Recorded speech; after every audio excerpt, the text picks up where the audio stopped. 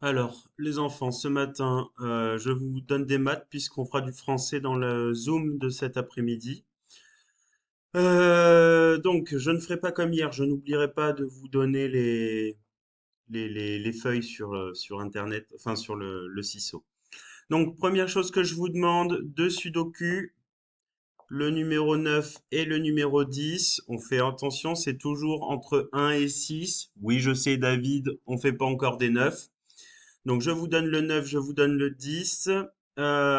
Essayez de faire les étapes dans l'ordre. Appliquez-vous crayon à papier et gomme. Ensuite, je vous donne deux pyramides, la 10, non, trois pyramides, la 10, la 11 et la 12. Elles sont de plus en plus grandes. Attention à ne pas vous tromper. On part d'en haut ou on part d'en bas, mais essayez de bien relier et de bien vérifier pour chaque réponse. Et je vous donne quatre énigmes. La numéro 5. Alors, dans cette énigme, nous avons un thermomètre qui nous sert à relever la température. Vous devez me dire quelle température il y a sur ce thermomètre. La température, on la lit grâce au mercure qui monte, qui monte, qui monte, qui monte, qui monte, qui monte, qui monte, qui monte, et hop, il y a une limite ici. Vous devez essayer de lire combien est la température. Donc on part de 10 ici et on compte 11, 12, etc. Donc quelle est la température? Et la question B, c'est demain il fera 6 degrés de moins, c'est-à-dire 6 de moins qu'aujourd'hui.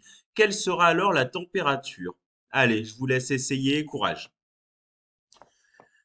Ensuite, de sixième boîte à énigmes, combien y a-t-il de boîtes aux lettres dans cette maison? Combien y a-t-il de boîtes aux lettres? Chaque boîte aux lettres correspond à une famille de trois personnes. Combien de personnes vivent dans cet immeuble? Une famille de trois personnes. Ça veut dire que ici, il y a une famille de trois personnes. Ici aussi, ici aussi, ici aussi, ici aussi, ici aussi, ici aussi, ici aussi. Combien y a-t-il de personnes dans le bâtiment? Essaye de me faire un petit calcul. Voilà. Ensuite, celui-là, il est difficile. Comment s'appelle ce solide? Comment ça s'appelle? Ça. Combien a-t-il de faces? Combien faut-il de petits cubes pour reconstruire ce gros solide, cette grosse figure? Allez, essaye de compter. Et le dernier, encore quelque chose pour les mesures, mais cette fois-ci les mesures de poids. Combien pèse ce monsieur? Je vous laisse bien observer le dessin. Combien il pèse ce monsieur? Il pesait 100 kilogrammes avant. Combien de kilogrammes a-t-il perdu? Il faisait 100 kilogrammes et il a perdu. Combien il pèse maintenant? Allez, courage, à vous.